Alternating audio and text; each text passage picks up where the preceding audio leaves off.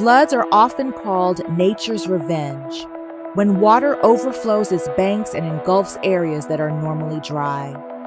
After heavy rains, snowmelt, or storms, rivers overflow, destroying homes, roads, and everything in their path. Such disasters serve as a reminder of how fragile the balance between humans and the environment can be. Deforestation, development of river floodplains, and climate change exacerbate the effects of floods, making them more frequent and destructive.